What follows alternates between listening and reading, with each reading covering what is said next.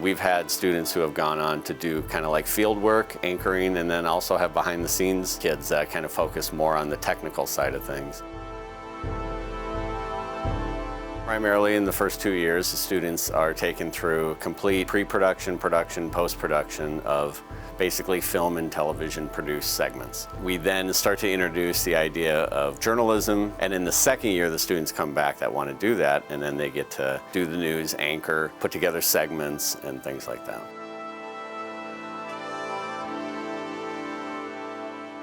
I had no idea what I wanted to do until I took this class, and just being in a room with all these cool cameras and a bunch of other people that have the same passion as me made me realize that this is what I want to do, and I want to be in front of a camera, and I want to be the person to explain what's going on and be the person that people look up to and they recognize. And it's just awesome to get to use equipment that I'm going to be using in the real world going into this industry. We have some great Blackmagic studio cameras that we shoot on, and then we have Canon handheld 4K cameras that the students use to go shoot their segments and things like that. We have audio field recorders, and then we have also a portable lighting system that they're welcome to use too. Already I know a lot about how to set up a camera. I know how to frame it. I know the industry terms like rule of thirds and things like that, which a lot of other kids will have to learn in the beginning, but I already have that experience, and I already have the experience of holding a camera and actually going out and interviewing people and also being on camera. They get a lot of time on the software side of things, and that's very important too, because nowadays journalists have to be able to do all aspects of it. You know, it's not just talking in front of the camera, they have to be able to work behind the camera as well. Interestingly too, I've had students who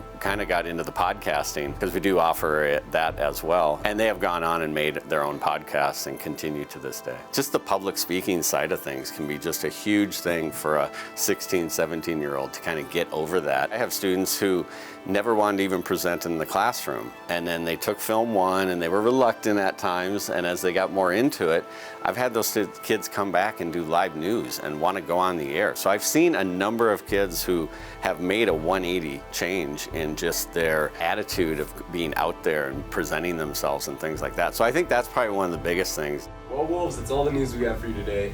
Go Wolves!